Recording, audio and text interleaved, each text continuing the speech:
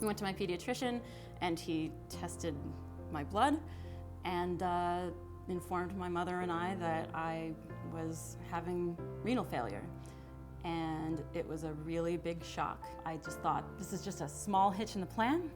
They had said, eventually your kidneys are probably going to fail and you'll probably have to go on dialysis and you probably will have to have a transplant. And in the back of my mind, that was horrifying, but that seemed really far away. So I thought, I can do this. For 7 years, I did, and I survived kidney failure for 7 years. The second year of my graduate program, I started getting very, very sick, to the point where I couldn't walk to class anymore. That summer before my last year, I was 24 years old, and the doctor had decided that we should start testing donors. When they said there's a need for a kidney, there was no question who was going to do it. I was terrified, what if something happens to her? I think I worried more when I had my tonsils out when I was 19 than I did, getting a kidney out. I was more worried about her end of the deal than mine. It's difficult to say in words what it does to you, but it makes a bond. She was already my mother, but then to save my life in such a selfless way, I can't express how thankful that I am that she gave me the amount of years that I had with her kidney. On Christmas of 2008, I asked her to marry me, and we got married in May of 2009. Then the transplant started failing about 3 months after my wedding.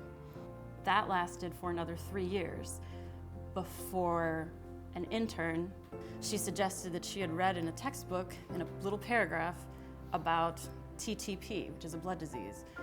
They ran the tests and she insisted, and they ended up showing that I had not TTP necessarily, but I had atypical hemolytic uremic syndrome. All we knew from the doctors in Oklahoma who had never met anybody with the disease was that only about 300 people had been diagnosed with it in the US alone, and like 1,000 in the world, and most of them were children.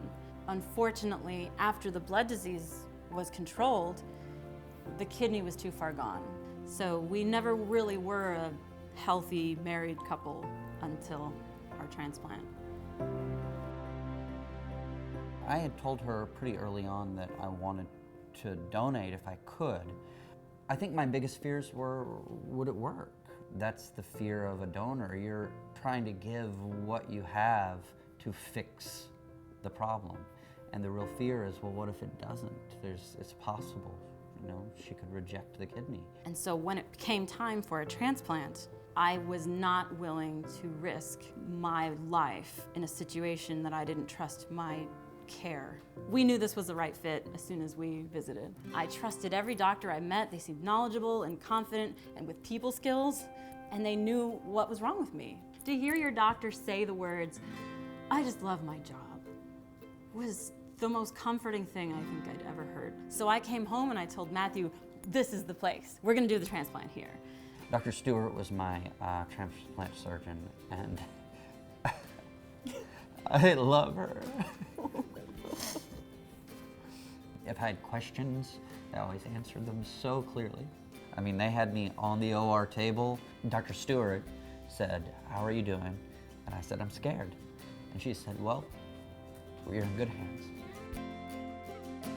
We were able to come to the people who knew the most in the world about her disease, and we are grateful and thankful. Even more importantly than saying I love them is that I trust them. I trust them with my life. I feel honored to have been able to have my transplant here. I wrote a play about our story, and I sort of sing the praises of Iowa in that play. It's not a realism play, but it's very symbolic, in which they get treated like a king and queen when they go to Iowa. They have a happy ending because of it. I'm very thankful for everything that the team has done for us and for me. They've changed our lives, and I hope that they can at least take some pride in that. Yeah.